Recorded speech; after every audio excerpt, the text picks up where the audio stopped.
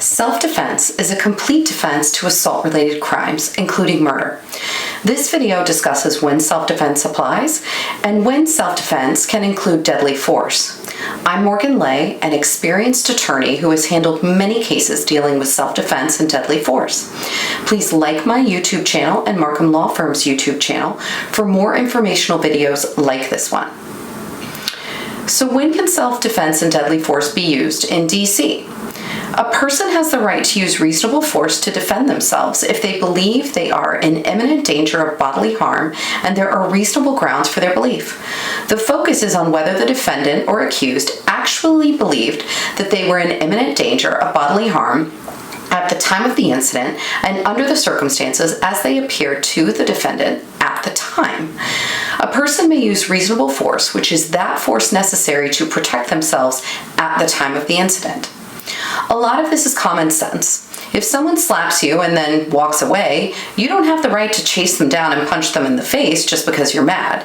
Because though they assaulted you, punching them is more force than necessary to protect yourself since they were walking away. The other person would, however, be liable for an assault. In some cases, it may be necessary for a person to use deadly force to defend themselves. Under DC law, deadly force is force that is likely to cause death or serious bodily harm. If a person actually and reasonably believes that they are in imminent danger of death or serious bodily injury, and the only way to save themselves is to use deadly force, then they are legally justified to do so. Use of a firearm is the most common type of deadly force, but deadly force doesn't necessarily require the use of a weapon. For example, if a person is kicked repeatedly in the head by a grown man, this could be deadly force. Serious bodily harm and serious bodily injury are legally defined as bodily injury that involves substantial risk of death, unconsciousness, extreme physical pain, protracted and obvious disfigurement, or protracted loss of impairment of the function of a bodily member, organ, or mental faculty. Again, use common sense. If a group of teenagers breaks into your home and you catch them as they're running out the front door with your laptop, you cannot shoot them in the back because they were leaving and this would be excessive force. And deadly force can't be used solely to protect personal property. So what if the defendant's belief of imminent harm was false? Since the focus of self-defense is what the defendant reasonably believed based on how the situation appeared to the defendant at that time, a person has a right to use self-defense even if it later turns out that the perceived threat was false. For example, many BB guns look like real handguns. If an intruder breaks into your home and points a BB gun at you that you believe is a real gun, then you can use deadly force even though the firearm turns out to be a BB gun. However, once the threat has been dispelled, you can no longer use deadly force. So if the intruder pointed a gun at you and then ran out of your house, you would not be able to shoot them in the back as they were running away, regardless of whether you believed that the gun was real or not. So is there a duty to retreat? DC law uses the middle ground standard between the right to stand and kill and the duty to retreat. Though there is no absolute duty to retreat in DC, a jury may consider whether the defendant could have retreated to safety when assessing whether the defendant was actually or apparently in imminent danger of death or serious bodily harm.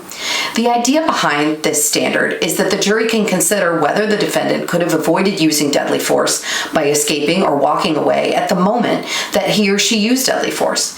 DC has not squarely adopted the castle doctrine, which is when the law does not require a duty to retreat when a person is within their own home. DC courts have held, however, that the castle doctrine does not apply in a situation where one co-occupant of a home uses deadly force against their roommate or another occupant of the same home. So does it matter who the initial aggressor was? The short answer is yes. A person cannot generally place themselves in harm's way or provoke another person and then rely on self-defense to justify the use of force. However, if the initial aggressor withdraws from the fight or situation in good faith and makes their withdrawal clear to the other party, then they regain the right to use reasonable force to prevent imminent bodily harm. Example 1. Mark shoves Andy towards the door of a bar and shouts, "Let's go, I'm ready to beat your ass in the parking lot." Andy turns around and shoves Mark, who then punches Andy in the face. Mark cannot claim self-defense because he initiated the fight. Example 2. Mark and Andy go out to the parking lot after Mark challenges Andy to a fight. Both men are actively engaged in a fight, and Andy gains the upper hand and has Mark in a chokehold. Mark shouts out, "Okay, I'm out, please, no more." If Andy doesn't release Mark, then Mark has the right to use whatever force necessary to prevent further harm to himself. Example 3. Let's take example 2 a step further. Mark is armed with a handgun in his waistband. Andy has Mark in a chokehold and will not let go despite Mark's desperate plea that he is choking and will not engage in further fighting. Mark is having difficulty breathing and starting to feel lightheaded. Mark, fearing that he will choke to death, could use deadly force to save himself in this scenario. So can I use force to protect another person? A person has the same right to use reasonable force to prevent imminent harm to another person as long as he or she believes that the other person is in imminent danger of bodily harm and there are reasonable grounds for that belief. The amount of force used must be proportional to the harm. The same principles of self-defense and deadly force that apply to oneself may be applied to a third person. The right to use self-defense can change from 1 minute to the next, depending on the facts of each case. If you find yourself or someone that you know facing assault charges, then you should not delay in consulting with an experienced criminal defense attorney about your right to claim self-defense. I hope you found this video useful. Again, I'm Morgan Leigh. Please like and subscribe to my YouTube channel and Markham Law Firm's YouTube channel for more informational videos just like this one. I'll see you next time.